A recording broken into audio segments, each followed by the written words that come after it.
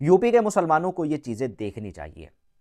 जिस तरह से अखिलेश यादव 2017 का चुनाव हारे, 2022 का चुनाव हारे और अब 27 की तैयारी कर रहे हैं, लेकिन अखिलेश यादव हो, मायावती हो या और जो भी चुनाव लड़ने वाले हैं, इन सभी पार्टी का जो मेन फोकस है अभी भी मुसलमान ही है कि किसी तरह से मुसलमानों को इनकी पार्टी बनाने से रोकना है, किसी तरह से मुसलमानों को इनका नेता चुनने से रोकना है।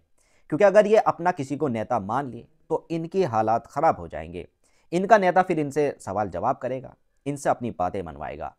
तो पूरा फोकस इनका क्या होता है, मुसलमान का नेता ना बने कोई। यही चीज़ बिहार के इलेक्शन में हुई और यही चीज़ यूपी के इलेक्शन में ये लोग करेंगे। मेन फोकस होगा मुसलमान।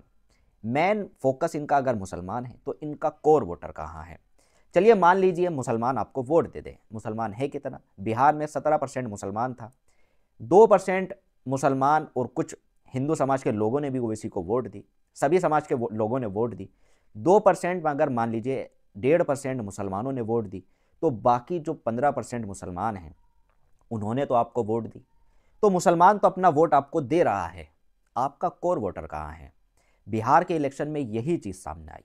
मुसलमानों ने भर भर के वोट दिया महागठबंधन को, लेकिन महागठबंधन का अपना कोई वोटर है ही नहीं, अपनी कोई इनकी वोट है ही नहीं।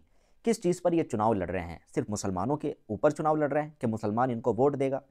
मुसलमान इनको वोट दे रहा है, लेकिन इनका वोट कहाँ है? यही चीज़ बिहार के बाद यूपी में भी है। यूपी में भी ये चीज़ आपको देखने को मिलेगी। इनका अपना कोई कोर वोटर नहीं है।